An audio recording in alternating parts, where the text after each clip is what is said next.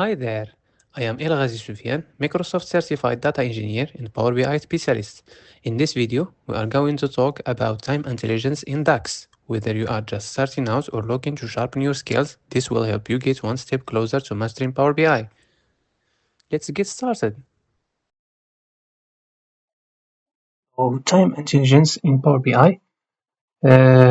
So the first rule that you have always to remember about time intelligence is that always you have to put your mark your date table as a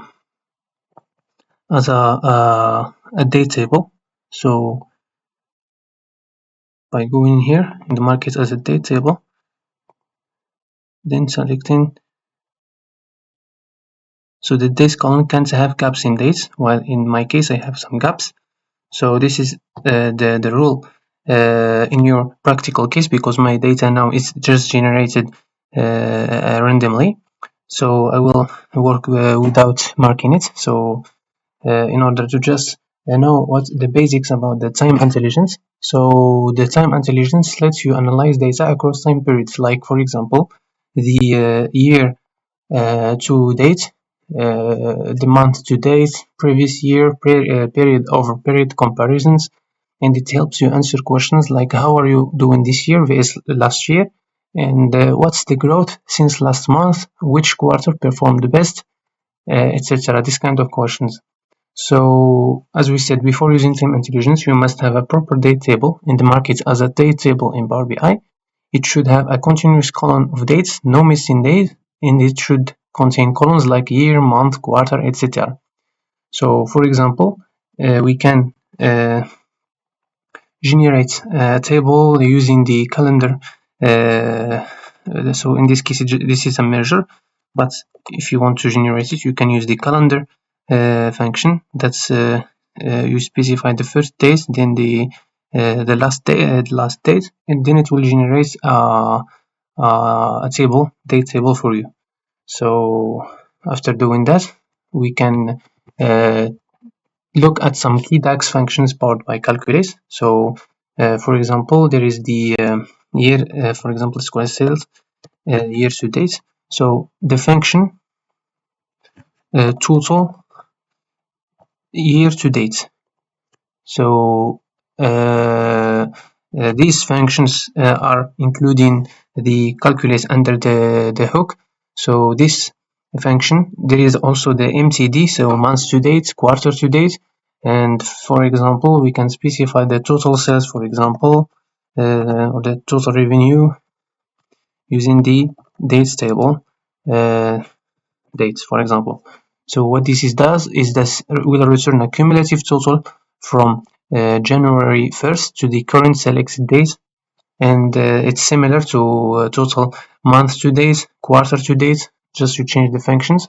This function uses calculate, as I said, under the hood to adjust the filter context. And there is also the function, so if I have here calculate, there is the function same period last year, and this function, what it does is that it lets you compare the exact same period from the previous year. Example, if the current filter is March 2025, so this measure pulls data from March 2024. So and there is the DATEADD function. So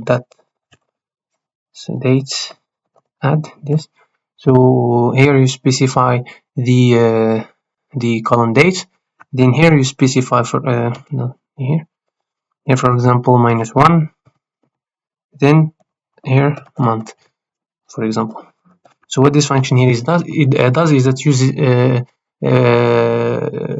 it's more flexible than the same period last year, because you can go from 1 month or -2 months, quarters, or 1 year, etc. Either before or after. That's the date that it's in your actual context. There is also the parallel period function. Parallel period. This function is shifting the entire period, like the whole month or the year, not just the date range. So we using the same period last year. If you need same range last year, you use the DATEADD. If you want a flexible shift, days, months, years, and you use the parallel period if you want to have a parallel full periods. So a common mistake is that not using a market date table, trying time intelligence on non-date columns, and expecting time functions to work without proper filter context. So tips and best practices is always use a date table, not auto-generated ones. Use visuals like line charts to show year-to-date and previous year together, and try to combine time intelligence with KPIs and conditional formatting for killer dashboards.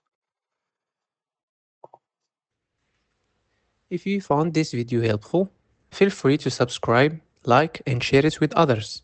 And if you are looking for a complete structured course on Power BI from beginner to advanced, I have got a full course available on Udemy. Feel free to join me there and take your Power BI skills to the next level.